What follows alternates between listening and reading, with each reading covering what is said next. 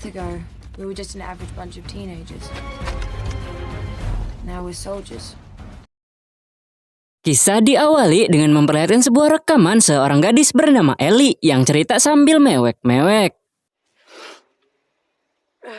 Ellie adalah seorang remaja tanggung yang bertempat di Australia, tepatnya di desa yang kita sebut aja desa Konoha. Layaknya pada umumnya film, seperti biasa, di awal-awal film akan memperlihatkan kebahagiaan dulu, baru nantinya kita akan ditampilkan oleh adegan yang tegang-tegang. Ellie sendiri memiliki sohib karib bernama Cory. Nah, ceritanya sebentar lagi mereka ini akan dihadapkan oleh libur panjang yang sayang sekali jika liburan itu hanya dihabiskan untuk di rumah aja dengan rebahan plus scrolling sosmed yang kalau gabut mentok-mentok ya paling nonton film. Aktivitas seperti itu bagi mereka udah menjadi rutinitas yang memboringkan di setiap weekendnya. Karena itu mereka pun merencanakan untuk berkemah di sebuah hutan bernama Hell atau neraka. Gak mungkin dong mereka berkemah hanya berdua doang. Karena itu mereka pun berinisiatif untuk ngajak teman lainnya. Selain ngajak yang asik, mereka juga akan ngajak yang ganteng-ganteng kalau cowok. Ellie akan terlebih dahulu izin dengan orang tuanya. Namun orang tuanya sempat melarangnya karena mereka tahu persis kalau remaja tanggung suka sekali ngibulin orang tuanya. Ya emang main sama teman untuk liburan dan berkemah. Tapi ujung-ujungnya touchscreenan jeng lawan jenis. Ellie, suhu mau lu kibulin, ya nggak bisa lah. Namun pada akhirnya ortunya Ellie mengizinkan untuk Ellie pergi dan berharap anaknya akan tetap menjadi gadis. Pertama, Cory mengajak cem-cemannya yakni si Kevin. Kedua, mereka sepakat untuk ngajak cowok perkasa dan ngucapnya pun bisa-bisanya sampai bareng. Homer! Yap, Homer. Ini adalah cowok perkasa kita kali ini, di mana ia adalah gambaran dari pemuda zaman sekarang, tengil, suka jaim, caper, dan sebagainya.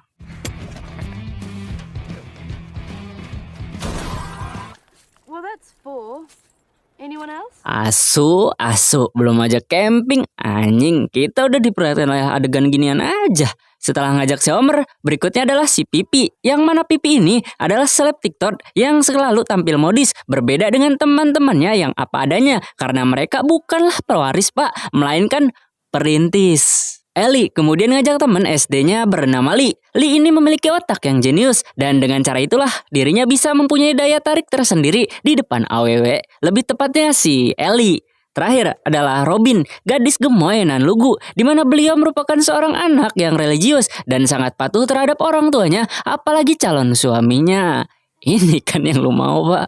Robin minta izin ke ortunya yang didampingi oleh sohib karibnya, sama halnya seperti emak bapaknya si Ellie tadi, yang awalnya mah enggak setuju karena alasan tertentu, tapi pada akhirnya ortunya gemoy memperbolehkannya. Sebelum pergi, ortunya si gemoy mengimbau kepada mereka untuk jaga ucapan selama di hutan nanti, plus jangan lupa untuk mematuhi aturan yang ada, jangan ngadi-ngadi, dan tambahan terakhir yang sangat penting adalah stay halal. Tentunya itu mah.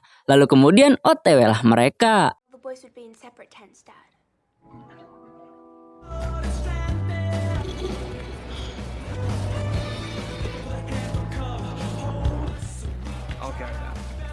Sampai di sini mereka akan melanjutkan perjalanan dengan jalan kaki.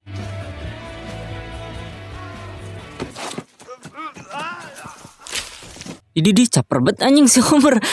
Lu pikir para cici pada peduli lu nyungsep. Akhirnya mereka sampai juga di tempat bernama Hell. Tak seperti namanya, tempat ini ternyata adalah tempat yang indah yang cocok dinikmati sebagai liburan oleh remaja tanggung.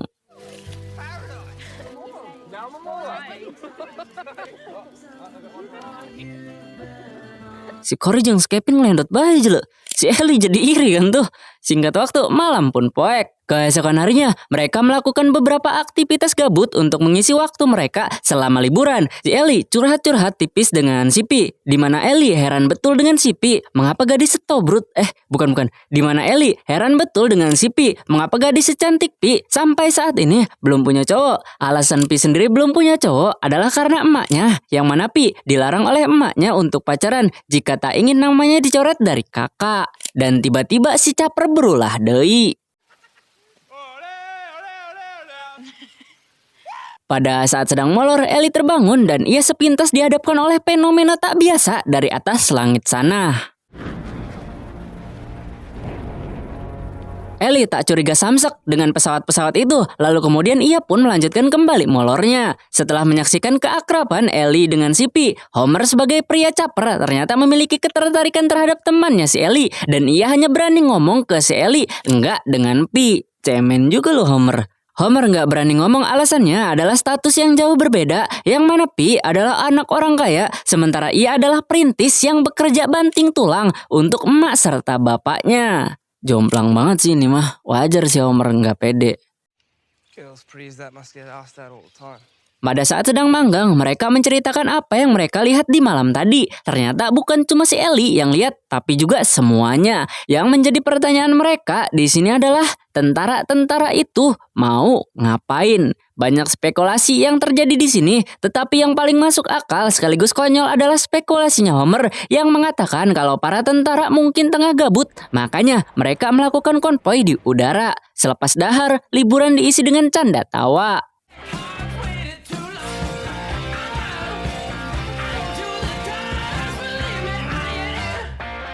Kedip, woi, ngeliatin apa sih lo Homer sampai serius amat kayaknya. Seperti yang gue bilang sebelumnya, kalau Lee ini wajahnya ada di tengah-tengah, tapi ia adalah seorang yang jenius, dan Ellie tertarik dengan sosok si Lee, begitu juga sebaliknya. Namun keduanya masih canggung dengan memutuskan untuk perasaannya dipendam dulu, baru kalau udah siap mereka akan mengungkapkan masing-masing perasaannya. Ini adalah malam terakhir mereka, harapannya suatu saat nanti mereka bisa kembali ke tempat ini dengan orang-orang yang masih sama. Keesokan harinya mereka mampir dulu ke tempat Ellie. Namun alangkah membagongkannya, yang mana Ellie mendapatkan anjingnya telah tewas di depan rumahnya. Tak hanya itu, ia juga sudah berusaha mencari emak serta bapaknya ke seluruh ruangan yang ada di rumahnya. Namun hasilnya nihil. Letak kejanggalan lainnya adalah no signal, plus listriknya telah mati total. Anehnya lagi, sepanjang jalan ke rumah Homer, mereka tak satu pun menemukan adanya orang yang beraktivitas atau setidaknya bocil yang tengah main. Di rumahnya Homer pun serupa dengan yang dialami oleh Ellie alias ortunya Homer tak ada di rumah. Kini salah satu cara untuk berkomunikasi dan mengetahui apa yang terjadi adalah dengan mengirim sinyal menggunakan radio. Namun Lee si jenius langsung berpikir realistis dengan memperkirakan hal buruk yang telah terjadi. Karena itu, ia menyarankan agar jangan menggunakan radio untuk berkomunikasi karena jelas penggunaan radio akan memudahkan mereka untuk melacak kita. Namun Ellie sebagai cewek masih berpikir positif serta langsung membantah kalau ini kemungkinan adalah hari raya Nyepi. Makanya orang-orang tak ada di rumahnya. Jelas spekulasi Ellie ini adalah spekulasi konyol yang hanya cari aman aja. Dan ini adalah kebalikan dari sosok si Lee dan sosok si Gemoy. Yang parahnya Ellie belum tahu asumsinya itu benar atau tidak. Nih orang malah naik pitam. Beranjak ke rumah Kevin, sejujurnya Kevin pun mengalami hal yang sama. Yang membedakannya adalah anjing kesayangannya yang bernama Dontol masihlah hidup. Dari namanya aja, Lee udah yakin kalau si Dontol ini bakal jadi beban ke depannya. Karena itu ia menyarankan agar jangan membawa Dontol. Tetapi si Kevin... Yap, si Kevin dibuat naik pitam pak setelah mendapati fakta kalau anjingnya yang bernama Dontol itu cuma akan menjadi beban. Di malam harinya mereka lanjut berkendara ke rumah si Gemoy. Namun sial keadaannya sama baik.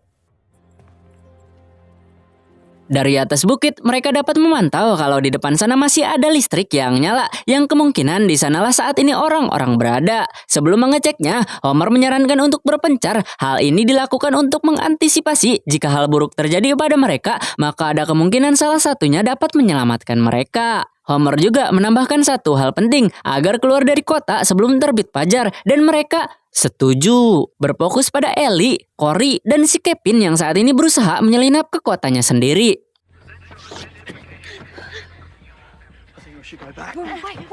Mendengar suara itu, Kevin menyarankan agar kembali aja. Culun amat anjing si Kevin, baru aja mendengar suara asing, udah ujuk-ujuk pengen balik baik. Nggak malu lu sama doi. Rasa keingintahuan yang tinggi membuat Ellie menjadi berani untuk maju dan mengetahui apa yang sebenarnya menimpa desa dan kotanya.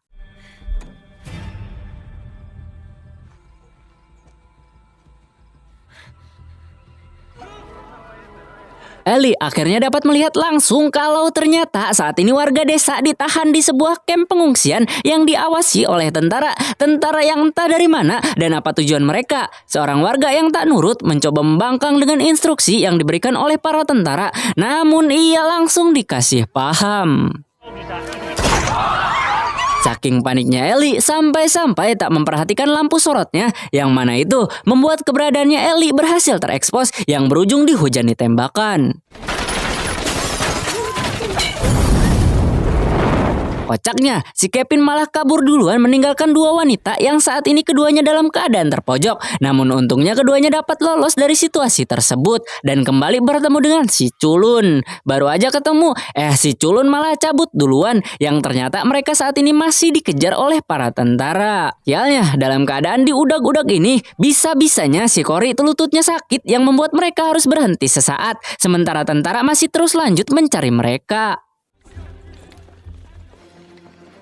Untungnya Ellie mempunyai ide cerdas dengan melemparkan sesuatu yang telah terbakar ke generator sehingga ledakan pun terjadi.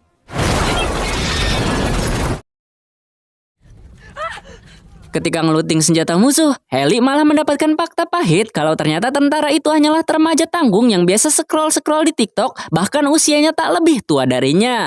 Mereka lantas kembali berkumpul di sebuah rumah untuk menemui yang lainnya. Baru aja nyantai, mereka harus dihadapkan oleh masalah lainnya, di mana si Gemoy dan Silly saat ini belum merapat, padahal janjinya mereka akan merapat sebelum si Fajar tiba. Dua kemungkinan besarnya, saat ini Silly serta si Gemoy telah tertangkap atau bahkan mokat. Kemungkinan lainnya, keduanya saat ini dalam keadaan terpepet yang memaksa mereka untuk ngumpet dulu. Ellie dan Homer sempat berdebat. Ellie ingin mencari keduanya sekarang juga, tapi si Homer enggak setuju, yang mana ia menyarankan kalau mau nyari keduanya, mending malam aja. Nyari siang bolong begini sama aja bunuh diri. Setuju gue sama lo, Homer. We were fun.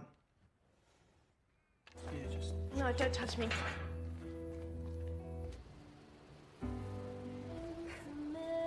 Dalam kesendiriannya, Ellie sesaat rindu masa bocil, di mana yang ada dalam pikirannya ketika kecil hanyalah main, berharap cepat gede, dan nganggep kalau gede itu enak. Nggak taunya makin dewasa pikiran kita malah perang sendiri. Sesaat setelah itu datang Sohib karibnya yang saat ini beliau ini tengah kesal dengan si Kevin lantaran cowok yang selama ini ia pikir akan bisa menjaganya. Nyatanya di kala situasi terpojok seperti malam tadi, doi malah ngibrit duluan. Sakit emangnya Pak ketika ekspektasi nggak sesuai dengan realita kehidupan kita. Just ran and left us. Dan tiba-tiba keduanya harus menyaksikan kalau satu jet tempur mereka saat ini tengah digengbeng oleh 3 jet tempur musuh.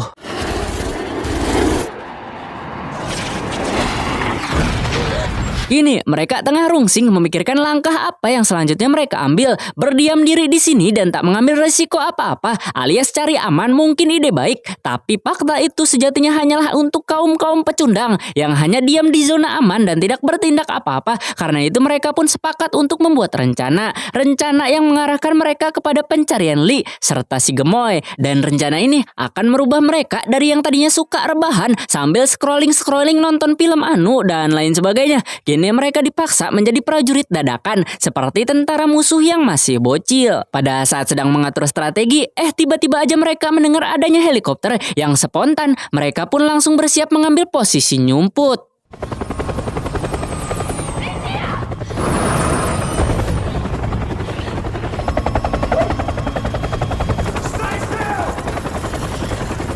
Good thing you're so skinny.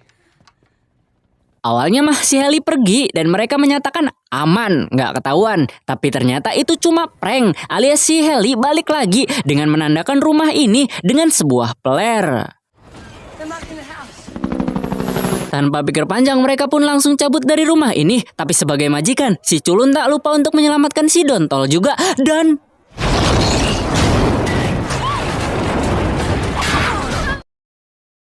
di perjalanan mencari si Gemoy dan Lee, keduanya sempat berhenti dulu untuk mengamati situasi di jembatan sana. Mereka berasumsi kalau jembatan itu kemungkinan besarnya adalah satu-satunya akses darat untuk masuk ke desa dan kota mereka. Lalu keduanya pun melanjutkan pencariannya. Pada akhirnya mereka pun dapat bertemu kembali dengan calon bini gua di kediamannya. Si Gemoy yang kebetulan anaknya manja ini, ketika ketemu keadaan dan situasi seperti ini, beliau langsung jatuh sakit Pak alias lemes.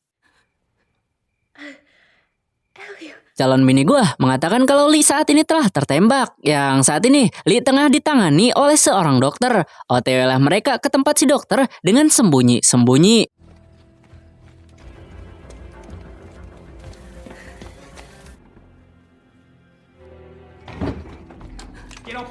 Yap, ternyata si dokter yang menangani Lee itu adalah salah satu penyintas yang enggak kena tangkap. Saat kejadian, dokter mengklaim bahwa ia menyaksikan langsung kalau tentara mengepung orang-orang di desa ini dan membawanya ke kamp pengungsian. Selain itu, jembatan juga telah diklaim sebagai akses masuk bagi mereka. Pernah ada yang mencoba untuk menjadi pahlawan kesiangan dengan menghancurkan jembatan itu dengan tujuan memutus akses masuk. Namun sayang, mereka pulang hanya tinggal nama. Pasca mengobati Lee, dokter itu memutuskan untuk pergi sendiri dengan menikmati masa tuanya.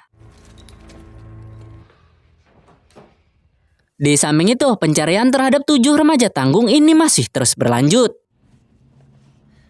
Rencananya selama invasi ini berlangsung, mereka akan berdiam diri di hutan Hell sampai keadaan kembali normal. Lee ditaruh di bagian depan truk sampah, sementara Ellie akan menyetir dan mereka akan kembali bertemu yang lain nanti di dekat gereja. Namun sepertinya perjalanan mereka ini tak akan semulus paha ayam karena para tentara itu tak akan membiarkan mereka lolos begitu aja setelah perbuatannya. Si Gemoy ditugaskan untuk memberikan serangan balik, tapi si Gemoy malah nyeletuk berkata menggunakan bahasa imut. Membunuh itu dosa Ellie. Ellie lantas menanggapi, lah kocak, mereka nembakin masa kita pasrah begitu aja. Religius boleh, bego jangan. Alhasil, Ellie pun sebagai driver hanya berusaha untuk menghindar aja dan aksi kejar-kejaran pun terjadi. Angel, my class angel, defend us in battle. We are defenseless for the kings of sin. Satu mobil berhasil masuk ke dalam jebakan babi, yang artinya kini tersisa satu mobil lagi yang harus Ellie singkirkan tanpa menggunakan senjata.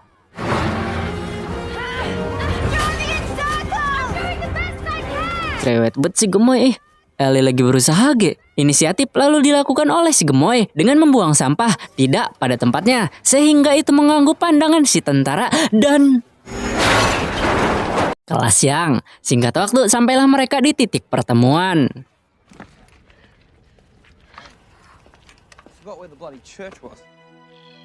Cory mewek pasca mendapati rumahnya yang hancur berantakan. Udahlah ekonomi lagi seret-seretnya. Rumahnya hancur, lengkap sudah penderitaan yang dialami oleh Cory.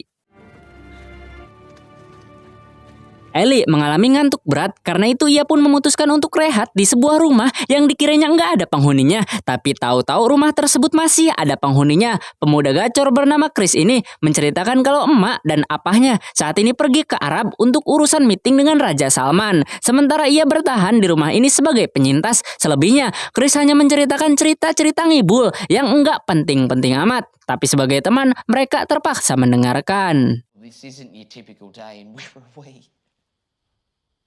Yeah,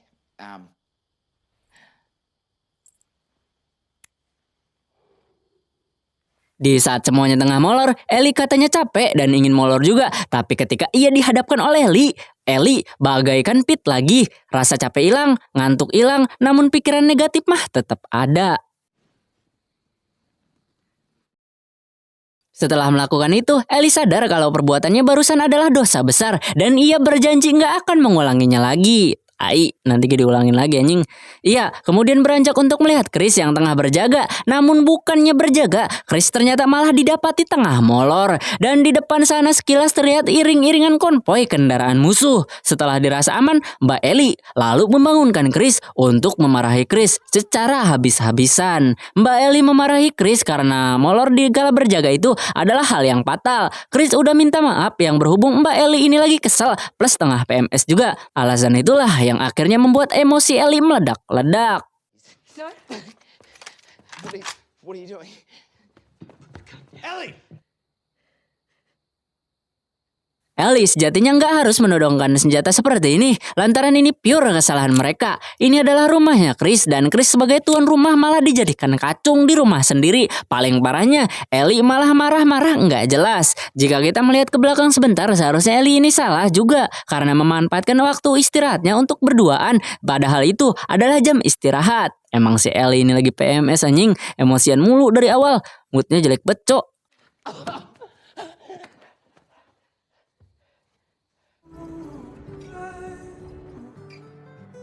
Mereka kembali ke Hell dan setelah molor panjangnya selama 16 jam, kini moodnya Ellie kemungkinan besarnya udah membaik. Beberapa waktu kemudian sambil nongki-nongki, mereka mendengarkan dengan seksama sebuah berita di radio. Jenderal musuh berharap invasi ini akan menyeimbangkan skala ekonomi daerah, bahkan memimpinnya ke era baru kedamaian dan kestabilan dengan cara berbagi tanah jajahannya. Ya elah, klasik banget anjing alasannya, membawa era baru kedamaian tapi Australia diharuskan memberikan beberapa wilayahnya dulu. Anjing kan? Pada saat termenung memikirkan kehidupannya yang amburadul ini, Ellie dari atas bukit tak sengaja melihat banyaknya armada tempur di pelabuhan dan jembatan di dekat pelabuhan itu sendiri sangat berpengaruh besar bagi perkembangan musuh dan menjadi poin positif bagi pihak musuh yang wajib dihancurkan. Kemudian mereka pun mendiskusikan hal ini. Pasalnya mereka telah mendengar langsung orang-orang yang mencoba menjadi pahlawan kesiangan untuk menghancurkan jembatan itu. Sekarang hanyalah tinggal nama. Nah, disinilah rungsingnya mereka, Pak. Mau mengambil tindakan yang sama seperti pahlawan-pahlawan itu, maka bisa jadi mereka akan meninggoy sebelum nikah. Tetapi berdiam diri di sini, mereka serasa dihantui oleh rasa bersalah karena memiliki power untuk melakukan sesuatu, tapi malah diam aja. Lalu, langkah apa yang mereka ambil? Yap, mereka mengambil tindakan nekat, yakni menjadi pahlawan dengan harapan mereka bisa melakukannya. Dan yang terpenting jangan mokat dalam misi itu, karena mereka belum nikah. Namun bisa-bisanya Neng Gemoy kita satu ini masih memperdebatkan soal dosa dalam membunuh. Padahal ini udah jelas merupakan perang yang memiliki aturan sendiri. Sebelum menjalani misi, Neng Gemoy menekankan kepada yang lainnya kalau dirinya akan ikut dalam misi ini. Namun ia tak ingin mengotori tangannya dengan menembak musuh. Ya udah terserah kamu aja yang. What do your instincts tell you? That it's time to go to war. Mereka terlebih dahulu akan menggali sedikit besarnya informasi mengenai jembatan itu, berapa banyak tentara yang jaga, dan bagaimana cara meledakannya. Lalu kemudian terlintas sebuah ide dalam benak si Homer, di mana Ellie dan juga Pi harus membobet mobil tangki dan membawanya ke bawah jembatan, sementara yang lainnya memiliki tugas masing-masing. Ketika tengah patroli, enemy melihat kalau jaring menuju mobil tangki telah dijebol. Mereka lantas bersiap mengambil posisi menyergap, sementara si mbak-mbak cantik ini saat ini tengah menyiapkan mobil tangkinya yang berujung si Pi berhasil terciduk, tapi untungnya Pi tak kehabisan akal.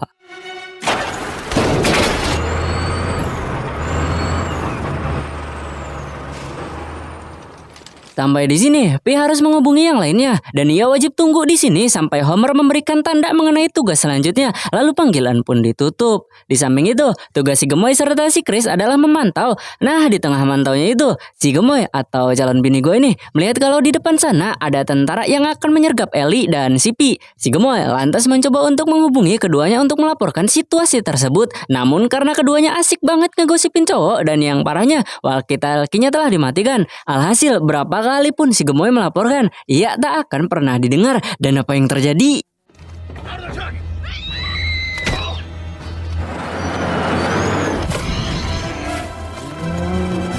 Sementara itu, para tentara yang berjaga di atas jembatan dikagetkan dengan kehadiran para sapi yang mana ini mengharuskan mereka untuk cabut, bahkan sampai ada yang lompat dari jembatan. Sungguh tololnya. Di bawah jembatan, keduanya membuat semacam sumbu dengan tali yang terhubung dengan mobil tangki. Tepat sebelum sumbu dinyalakan, keduanya malah dihujani tembakan. Melihat sohib karibnya dihujani tembakan, si Gemoy benar-benar rungsing, Pak. Pasalnya ia telah berjanji untuk nggak ngebunuh. Namun jika tetap mengikuti prinsipnya, kedua rekannya udah pasti akan tewas terkepung. Pada akhirnya, si Gemoy memilih untuk menyelamatkan CS-nya dengan cara ngebokong.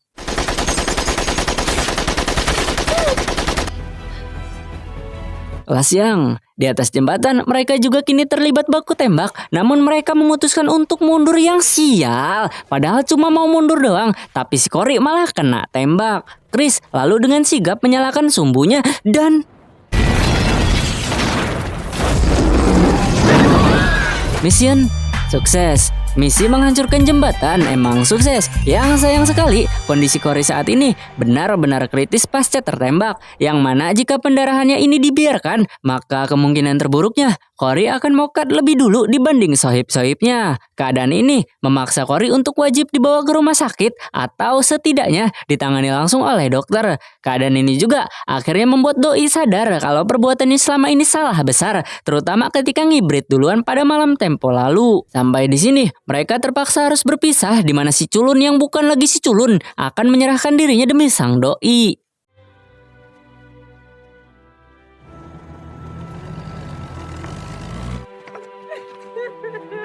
Lelah nggak jelas becok si Ellie. Nangis malah meluk Silly. Yang cewek kan ada El. Kenapa malah meluk Silly coba?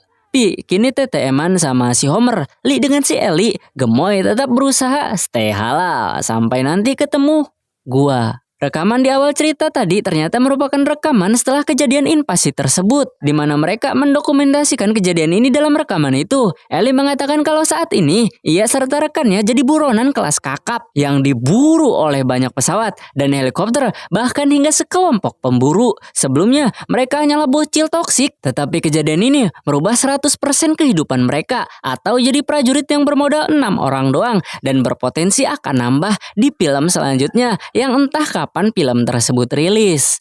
We were just an average bunch of teenagers. Now we're soldiers.